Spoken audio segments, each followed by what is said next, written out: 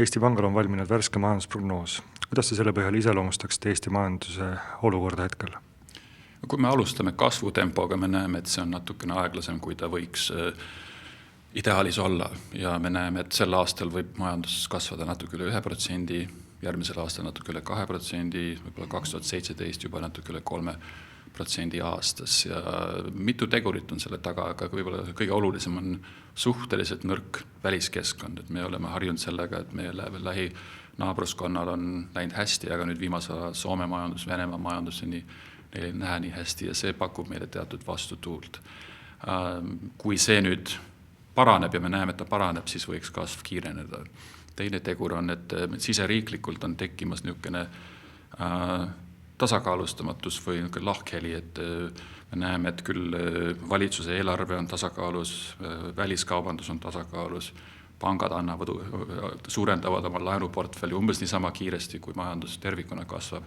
Need on kõik positiivsed. Aga me näeme, et tööjõuturul on tekkinud pinged ja see väljendub päris kiires palgakasvus, mis iseenesest ühest küljest hea, tööhõive kasvab, inimesed tarbivad rohkem, see osa majandusest areneb väga hästi, aga selle peegelpildiks on siis kahanev kasumlikkus ettevõtetel, nad investeerivad vähem, kui nad on varem investeerinud, ekspordi konkurentsivõime natukene kannatada saanud, tootlikkus ei kasva nii kiiresti ja kõik need tegurid, mis võib-olla aitaksid tuua pikaajalist majanduskasvu, seal on meil natuke probleeme ilmnenud. Kuidas selline lahkheli tööturul, kuidas see võiks laheneda? No me oleme, ma arvan, teatud määral teelahkmel, et on 2 teed. Üks on, et tootlikkus hakkab kasvama ja väliskeskkond paraneb, et see tooks niisuguse väga positiivse arengu, et palgakasv võiks jääda suhteliselt kõrgeks. Me müüme rohkem välismaale ja vaikselt iga töötaja on tootlikum, selle võrra ta teenib kõrgemat palka.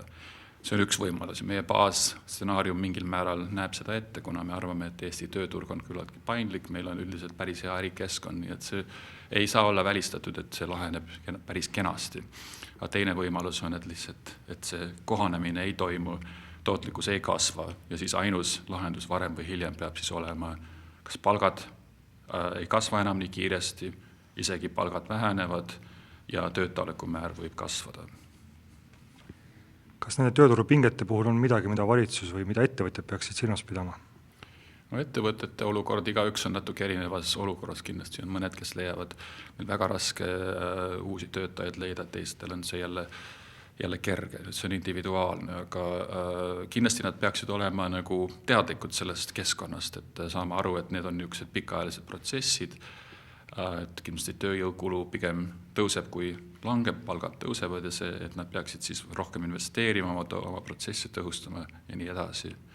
Valitsuse puhul me näeme, et eelarve praegu on meie meelest päris eelarve positsioon või ütleme puudujäägi või ülejäägi suurus on küllaltki optimaalne ja me ei tahaks praegu sellises olukorras, kus on juba näha teatud siseriiklikke pingeid, et valitsus hakkaks näiteks veelgi rohkem kulutama, sest see ainult suurendaks neid tasakaalustamatusi ja siis võiks võib-olla veelgi süvendada seda kasumlikkuse vähenemist ja investeeringute tagasihoidlikkust.